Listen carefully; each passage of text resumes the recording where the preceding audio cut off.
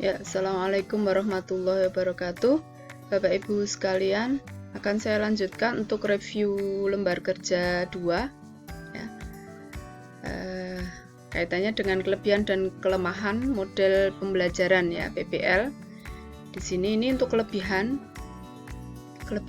yaitu berpusat pada peserta didik, pengendalian diri peserta didik ya. Kemudian peserta didik mempelajari peristiwa secara multidimensi atau mendalam. Nah, di sini multidimensi disebutkan ya, mendalam. Berarti di sini peristiwanya atau permasalahannya sudah dari beberapa sudut pandang dan beberapa konsep ya, sehingga kalau Bapak Ibu memilih model pembelajaran PBL ini, berarti konsep-konsep ya untuk suatu materi itu sudah disampaikan dulu. Jadi konsep-konsepnya sudah disampaikan dulu ya di awal ya, baru nanti materi selanjutnya yang kaitannya dengan banyak konsep ya, suatu permasalahan, suatu persoalan itu baru bisa menggunakan model pembelajaran PBL. Nah, ini keuntungan dari mengetahui kelebihan dan kelemahan suatu model adalah Bapak Ibu bisa mengetahui apakah suatu model tertentu itu sesuai dengan materi tertentu, karena tidak setiap materi itu cocok menggunakan model tertentu. Jadi harus dipilih materinya seperti apa, itu model yang cocok nanti seperti apa. Maka penting sekali di sini mengetahui kelebihan dan kelemahannya. Nah, berarti nanti kelebihan dari suatu model itu bisa kita gunakan sebagai acuan untuk memilih model tersebut yang cocok dengan suatu materi tertentu yang diajarkan. Dan di sini mengembangkan keterampilan pemecahan masalah. Berarti di sana nanti model tersebut bisa mengakomodir peserta didik untuk memecahkan masalah, ya, atau menyelesaikan suatu masalah. Kemudian mempelajari materi dan konsep baru. Dalam perjalanan atau proses pemecahan masalah tadi, peserta didik itu bisa kemungkinan mempelajari atau menemukan materi atau konsep-konsep baru. Oh, ternyata ada konsep baru, ada materi baru ya di dalam menyelesaikan permasalahan tersebut. Ya, kemampuan sosial dan keterampilan, berarti nanti di sana ada, nah ini mereka belajar dan bekerja dalam tim, berarti nanti di sana ada kolaborasi, ada diskusi, ada kelompok ya, ada kelompok. Kemudian ini mengembangkan keterampilan berpikir ilmiah tingkat tinggi, berarti nanti materi-materi yang disampaikan, nah ini tentu saja juga materi-materi yang mengakomodir keterampilan berpikir tingkat tinggi, atau istilahnya sekarang HOTS ya, pembelajaran HOTS. Jadi materi-materi HOTS itu nanti akan cocok digunakan model pembelajaran PBL ini ya. Oke, tapi Bapak Ibu nanti harus dicermati KD-KD mana atau materi-materi mana yang HOTS ya, karena tidak semua materi pada KD tertentu itu HOTS. Oke, ada yang LOTS ya, yang berpikir ilmiah tingkat low atau tingkat rendah. Oke. Kemudian memotivasi pembelajaran. Jadi harus bisa termotivasi pada saat peserta didik itu diajar menggunakan model pembelajaran problem based learning. Jadi dalam menyelesaikan suatu permasalahan itu tidak jenuh, tidak bosen ya, tidak ngantuk. Kemudian keterampilan mengelola waktu, kemudian pembelajaran sepanjang hayat ya. Oke, kemudian ini bawahnya adalah selanjutnya adalah kekurangan. Nah, ini juga harus kita cermati. Kekurangannya apa di sini? Kesulitan memecahkan persoalan ketika tidak ada minat. Nah, ini harus kita tumbuhkan minatnya. Ya, waktu yang dibutuhkan untuk melakukan persiapan cukup lama. Nah, sehingga kalau materi-materi kaitannya dengan konsep ini memang belum sesuai kalau menggunakan model pembelajaran ini. Jadi kalau mau menggunakan model pembelajaran ini, materi-materi yang kaitannya dengan konsep-konsep di awal, materi-materi tentang fakta-fakta itu sudah diberikan atau disampaikan dulu.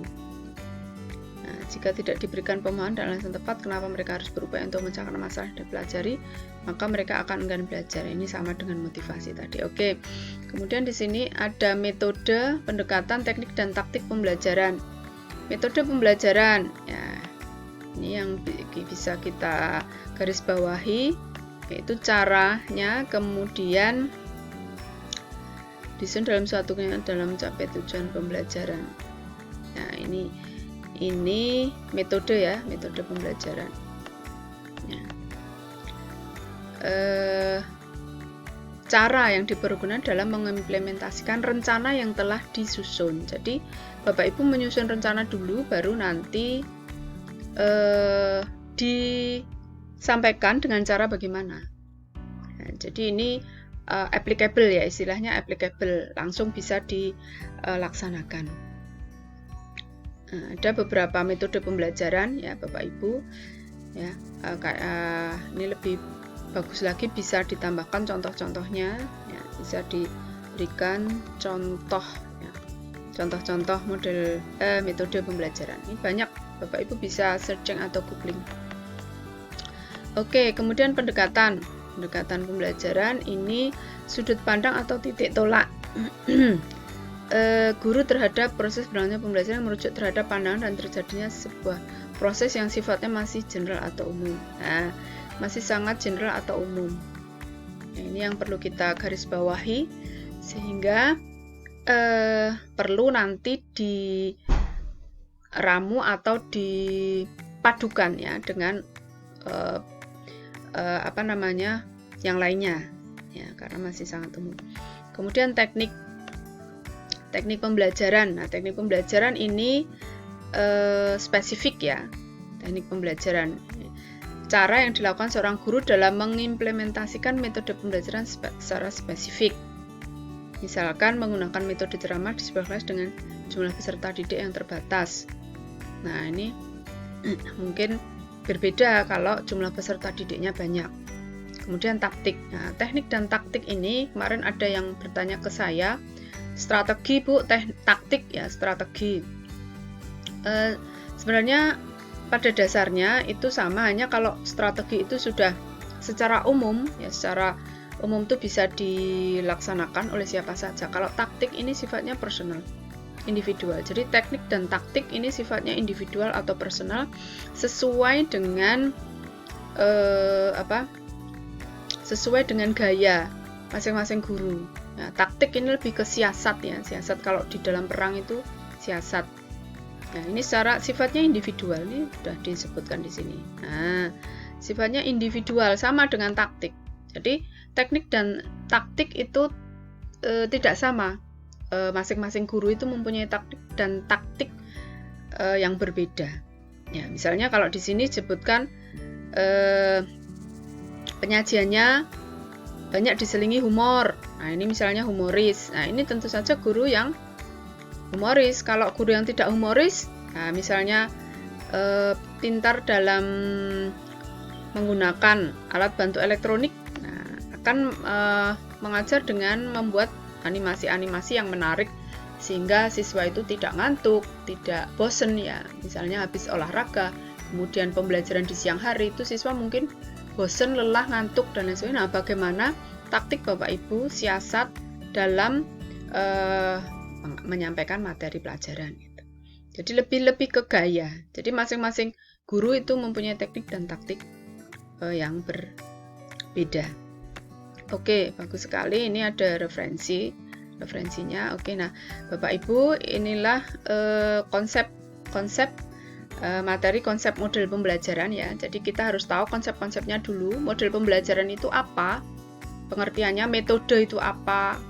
Strategi, pendekatan, kemudian teknik, taktik itu apa?